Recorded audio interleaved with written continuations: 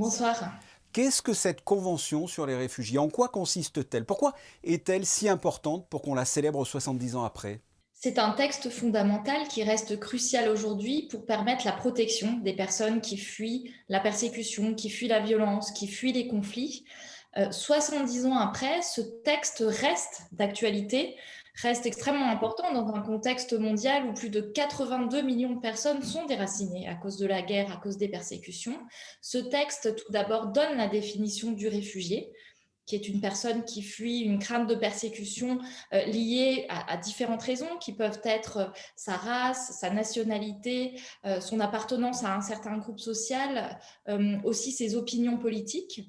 Mais la Convention aussi définit quels sont les droits des réfugiés, des droits qui sont des droits élémentaires, des droits sociaux aussi, le droit à l'éducation, le droit d'avoir accès à un logement.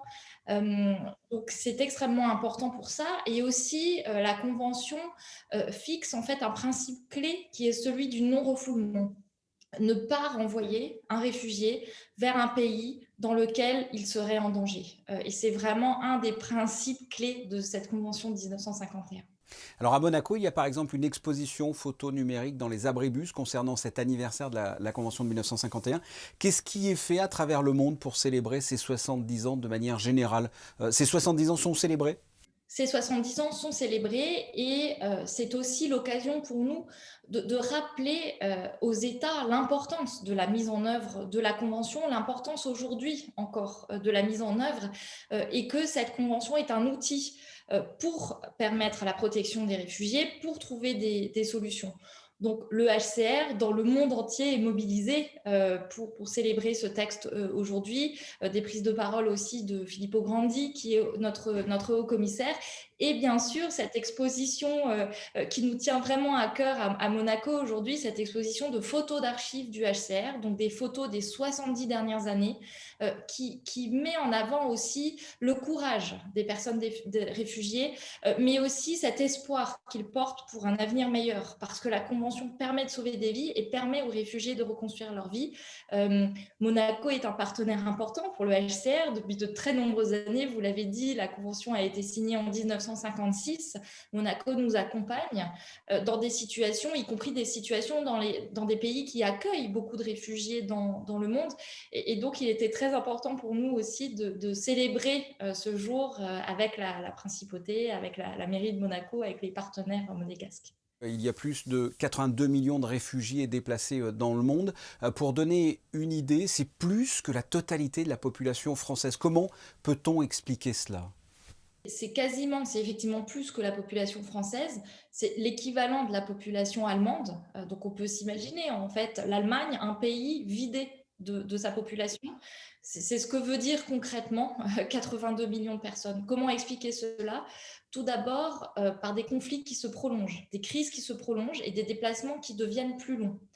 10 ans maintenant déjà de déplacement pour les réfugiés syriens, qui sont pour la majorité hébergés, accueillis dans les pays voisins, la Turquie, le Liban, la Jordanie. Mais aussi, on parle de 4 décennies maintenant de déplacement d'Afghans qui sont déracinés, là aussi majoritairement dans les pays voisins.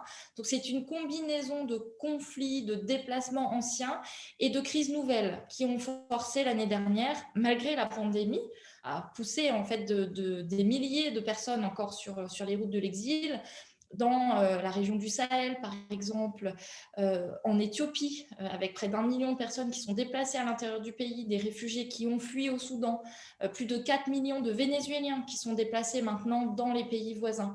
Et donc, malheureusement, cette situation mondiale nous amène en fait à une situation où le nombre de personnes déracinées n'a jamais été aussi important depuis la création du HCR. Comment voyez-vous l'avenir concernant la situation des réfugiés à travers le monde? C'est une histoire sans fin? Malheureusement, le contexte actuel n'est pas bon, avec un nombre sans précédent de déplacements forcés. Mais nous restons positifs pour trouver des solutions. Nous voulons être optimistes pour trouver des solutions. Et l'adoption du pacte mondial sur les réfugiés en 2018 est vraiment une étape très importante pour trouver des solutions ensemble. Le premier forum mondiale sur les réfugiés qui a eu lieu en 2019 à Genève avec plus de 3000 participants, avec des annonces de soutien de différents acteurs, des États, mais aussi le secteur privé, la société civile, euh, ce sont des signes extrêmement positifs pour pouvoir trouver des solutions. Mais il faut qu'il y ait cet engagement pour pouvoir continuer à trouver des solutions et vraiment un engagement, un réengagement pour la mise en œuvre et le respect de la Convention de 1951. Je le rappelle, à la fin de 2020, plus de 82 millions de personnes étaient déracinées à travers le monde, soit une hausse de 2 millions de personnes par rapport à 2019. Céline Schmitt, merci d'avoir répondu à mes questions. Merci à vous.